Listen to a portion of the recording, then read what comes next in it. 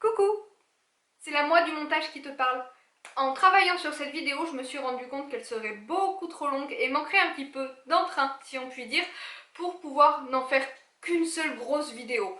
Du coup, tu vas voir cette revue en deux étapes, en deux petits épisodes de 15 minutes environ, qui te proposeront d'une part dans le premier épisode de découvrir ce que donne la selle sur le papier et d'autre part dans le second épisode mon unboxing et surtout ce que j'ai pensé de cette selle avec l'essai, etc. Aussi, puisque la marque dont nous allons parler aujourd'hui est anglaise, j'ai décidé de sous-titrer tout ce que je vais dire en anglais. Alors ma traduction ne sera pas tout à fait exacte puisqu'il y a quelques petites subtilités, mais surtout mon humour bien foireux qui n'était pas nécessaire de traduire. Mais en bref, les idées sont là. Avant de commencer cette vidéo, et pour éviter tout malentendu, je tiens à préciser que celle-ci n'est absolument pas sponsorisée de quelque façon que ce soit par la marque. J'ai toutefois pris l'initiative de les contacter pour les prévenir que j'allais acheter cette selle dans le but de la tester. Ils ont bien voulu jouer le jeu, ont même la curiosité de savoir ce que j'en pense, mais cette selle, je l'ai achetée avec mes sous.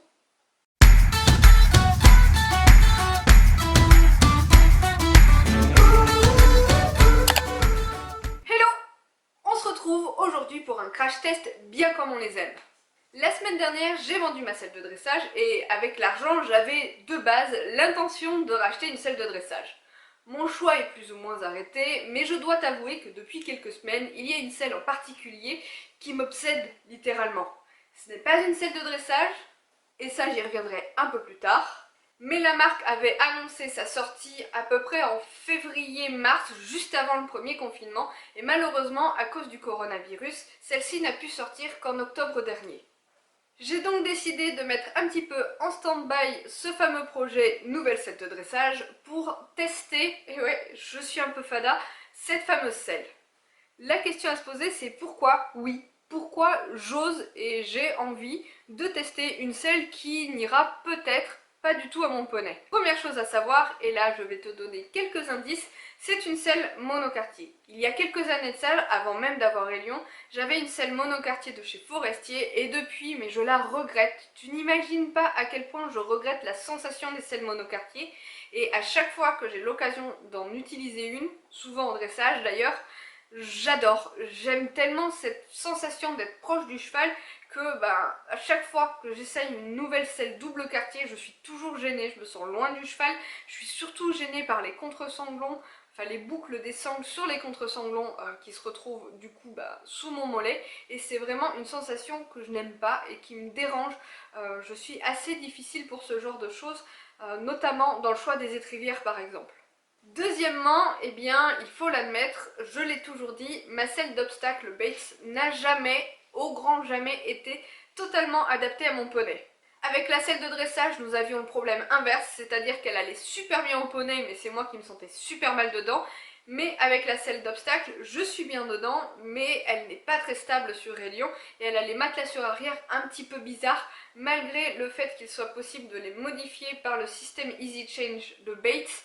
Je n'ai jamais réussi à fitter cette satanée selle. Donc je n'ai jamais mis l'option de mettre de côté le fait de trouver mieux, tout simplement. Troisième point à savoir, et ça c'est un prérequis obligatoire lorsque je choisis mes selles, c'est un modèle à arcade interchangeable. Tu connais le poney, c'est un modèle assez costaud, bien en muscle et avec des épaules qui en imposent. Et contrairement à ce qu'on pourrait le croire, il a du garrot, oui, mais il a aussi surtout du muscle tout autour du garrot. C'est bien ce qui nous pose problème dans le choix des selles. Donc le fait de trouver une selle avec arcade interchangeable est un minimum, sans quoi il ne rentre pas dans les selles standards. Et là d'ailleurs je vais commander de base l'arcade la plus large. C'est aussi une selle dont les panneaux sont en laine synthétique et qui peuvent être fités par un saddle fitter. Ça peut être intéressant selon les morphologies de chevaux. Bon, j'ai un petit problème avec les panneaux laine, mais on verra bien ce que ça donne. Dernier petit teaser avant de te présenter cette fameuse selle, c'est une selle en synthétique. Pourquoi j'ai envie de tester cette selle en synthétique alors qu'actuellement j'ai une selle en cuir? Il y a peu de temps, j'ai voulu tester en toute curiosité une selle Norton, la Norton Pro Jump me semble-t-il. C'est celle-ci. Je dois t'avouer, je suis partie pleine d'a priori. Surtout que de base, elle n'était pas supposée aller à mon poney. Elle aussi, c'est un modèle à arcade interchangeable. Je ne sais pas du tout quelle arcade de base il y a dedans, mais bon, c'était un peu étroit pour poney. Toutefois, les panneaux ici sont en laine également, et je dois être tout à fait sincère avec toi. Quand j'ai posé mon cul dedans, je me suis sentie mieux que dans ma selle à moi. À la base, j'ai voulu la tester tout simplement pour savoir quelles étaient les exigences de mon Royal Popotin dans une selle, tout simplement. Et bien, franchement, j'ai été très agréablement surprise. Même à poney, elle allait plutôt bien. Les matelassures en laine, dont je n'ai pas trop l'habitude, comme je le disais tout à l'heure, posaient plutôt bien. Et malgré le fait qu'elle manquait un poil de stabilité, et ça c'était sans doute dû à l'arcade un peu trop étroite, très sincèrement, je me suis dit, si dans une selle monocartier en plastique, je me sens aussi bien que dans celle-ci, eh bien ma bête, elle dégage. Bon, à condition qu'elle aille à poney, mais ça, on y reviendra. Alors oui, je sais, en équitation, il est, on va dire, culturel d'utiliser du cuir pour le cheval. J'adore le matériel en cuir, j'ai des guêtres en cuir, des bridons en cuir, j'ai même une selle en cuir et je travaille pour une entreprise qui vend des selles en cuir. Cependant, je sais que c'est un élément qui dérange énormément de cavaliers. Bah ouais, mettre de la vache morte sur un cheval, c'est pas du tout copain-copain avec la nature tout ça. Donc éthiquement parlant, certains pourraient s'y retrouver un petit peu plus facilement dans ce type de selle. Et puis aussi, parce que cette fameuse selle en plastique est une selle qui coûte 444 livres. En gros, ça fait moins de 500 € pour une selle monocartier. C'est encore du jamais vu. Les moins chers actuellement sur le marché en selle monocartier, c'est Eric Thomas avec la Fitter, qui tourne autour de 1100 €. Alors certes, il y a plusieurs années de ça, Eric Thomas s'est tenté, je te mets une photo ici, aux selles monocartier en synthétique, et franchement, pour avoir vu ces selles et pour en avoir vu vieillir une, c'est un véritable flop. Je les déconseille malgré tout ce qui est arcade interchangeable et tout, ce n'est vraiment pas de la bonne cam. Toutefois, je fais un petit bond en arrière parce que j'ai eu l'occasion de discuter avec la marque sur la provenance de ces selles. Faut pas se leurrer, pour ce prix-là, c'est fabriqué en Inde. Je pense sincèrement que si on voulait une production européenne pour ce genre d'article, il faudrait qu'on compte au minimum 300 à 400 € supplémentaires, même à l'autre bout de l'Europe. Bon, je suis en train de capter que je n'ai encore pas dit de quelle selle il s'agissait, ni même de la marque. Il s'agit donc de la marque Première Équine, qui a lancé ces fameuses selles sur leur site internet le mois dernier. Alors il y a plusieurs modèles de selles, il y a une selle donc cross monocartier, qui nous intéresse aujourd'hui, il y a aussi une selle de dressage monocartier, plusieurs autres modèles mixtes d'obstacles et poney. Je sais que beaucoup étaient intéressés autant par la selle de cross que par la selle de dressage, et je pense que ma revue peut être intéressante autant pour l'un que pour l'autre, pour avoir surtout une idée des matériaux utilisés, de la qualité et éventuellement du type de cheval que ça peut fitter. Est-ce que j'ai réellement besoin de présenter la marque Première Équine? Pour faire court, c'est une marque anglaise qui vend pas mal de matériel et qui a une certaine renommée, notamment dans les couvertures. Ils vendent des protections, des guêtres de repos avec diverses propriétés, mais aussi des tapis de selle, etc. etc. En bref, c'est une marque qui fait un petit peu parler d'elle depuis quelques années, et comme je le disais, leurs couvertures sont de très bonne qualité et largement recommandées dans le monde équestre. Donc nous voilà assis dans mon salon devant mon ordinateur et j'ai traduit le site internet pour que vous puissiez voir ce dont je parle. Donc Première Équine, c'est ceci, le site internet c'est premièreéquine.co.uk pour donc aller sur le site, et la selle est donc le modèle selle cross country Bordeaux en synthétique monoflap. Alors monoflap ça veut dire monocartier. Je vous invite largement à aller voir les différents visuels que la marque propose. Elle existe en marron et en noir, c'est d'ailleurs mon problème avec la selle de dressage qui n'existe qu'en noir. Il y a tout un descriptif hyper détaillé de la selle, je vous invite réellement à aller voir celui-ci, je vous mettrai dans la barre d'infos le lien pour pouvoir y aller, mais vraiment il y a un descriptif hyper détaillé qui nous dit notamment que la selle a été hyper bien pensée, on verra bien ce que ça donne en vrai. Principales caractéristiques, selle type cross-country, avec une conception en monocartier, un cuir microfibre en synthétique. Ils nous disent également que l'arçon est en copolymère de polypropylène, que le poids est léger, qu'il y a besoin de peu d'entretien. Dans l'idée, c'est comme les Wintec, hein. Résistant aux moisissures et à l'abrasion. Système d'arcade interchangeable Première Équine. Panneaux floqués en laine synthétique pour plus de confort.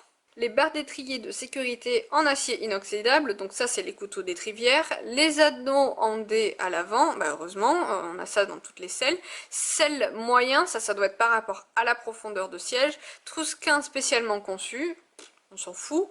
Grand rouleau de genoux rembourré unique, alors ça c'est les avances de quartier qui sont rembourrées.